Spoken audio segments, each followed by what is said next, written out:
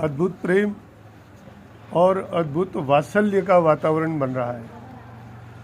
22 जनवरी को जो अयोध्या नगरी, भगवान राम की नगरी अयोध्या नगरी, जहाँ पर रामलला की मूर्ति भव्य रूप से विराजमान की जाएगी और भारतवर्ष के कोने कोने में अमर शांति, प्रेम, सौहार्द और अध्यात्म का एक नया अध्याय शुरू होने जा रहा है। अध्याय शुरू होगा और साथ साथ में इस अद्भुत कार्यक्रम में, इस अद्भुत अध्यात्मक क्रम में सभी को जुड़ना चाहिए, सभी को जुड़ना ही है और अपना गौरव समझ करके, अपनी संस्कृति समझ करके, अपना कर्तव्य समझ करके इसमें सबको भाग लेना है।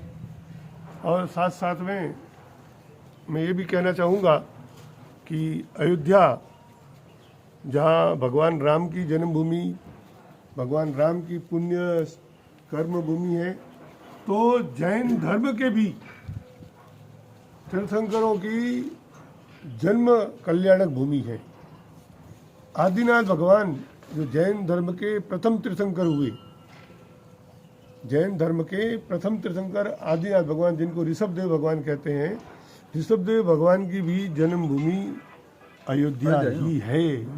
और ऐसे और अनेक जैन तीर्थंकरों की, और मैं ये बताऊं कि आपको उत्तर प्रदेश के अनेक क्षेत्रों में, अनेक जो शहर है आज भी, उन जगहों में जैन धर्म के तीर्थंकरों की जन्मभूमि, उनकी कल्याणक भूमि, उनकी आराधना तपोमय भूमि का सर्वश्रेष्ठ भूमि कहलाते हैं उत्तर प्रदेश। और उसी उत्तर प्रदेश में ये अयोध्या नगरी, जहाँ पर आज तो पूरे हिंदुस्तान में और जितने भारतीय संस्कृति को मानने वाले हैं, जिनको भी भारतीय संस्कृति से जिनको राग है, भारतीय संस्कृति से जिनको लगाव है, वो सभी श्रद्धालुगण के रोम रोम में रामलला की विराजमान होने की प्रतीक्षा है।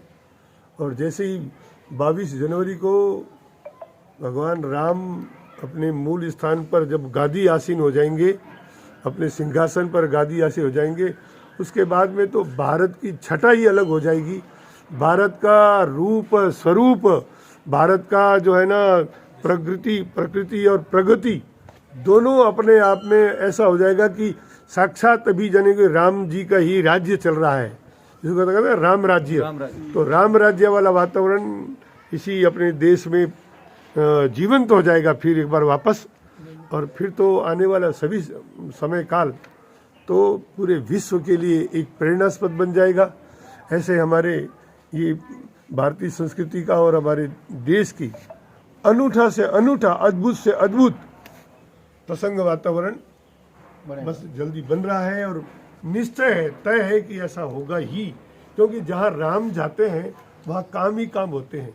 राम जाते हैं वहाँ सब शुभ ही शुभ होता है, कभी वहाँ अशुभ होता ही नहीं। राम का मतलब ही ऐसा ही है कि राम में जहाँ राष्ट्र बसता है, राम के पहला अक्षर रा है, तो राम में राष्ट्र समाहित हो जाता है। और म में तो फिर सब मंगल ही मंगल होता है। तो राम जहाँ बसे वहाँ राष्ट्र का उद्धार, राम जहाँ बसे वहाँ मंगल का कार्यक्रम।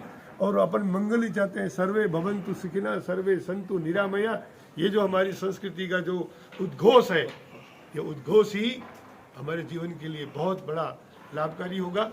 तो सबको जुड़ना चाहिए, सबको इसमें मन से, पूरे भावों से और तन मन धन से इस विचरण, इस स्थिति इसमें जो है ना जुड़ करके लाभ लेना चाहिए।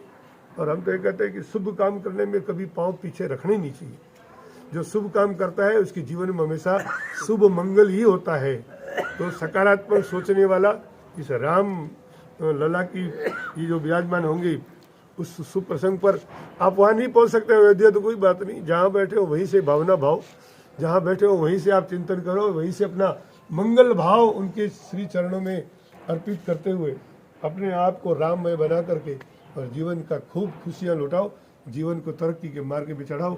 हमारा तो यही मंगल कामना है, यही शुभकामना है। जय जय श्री राम।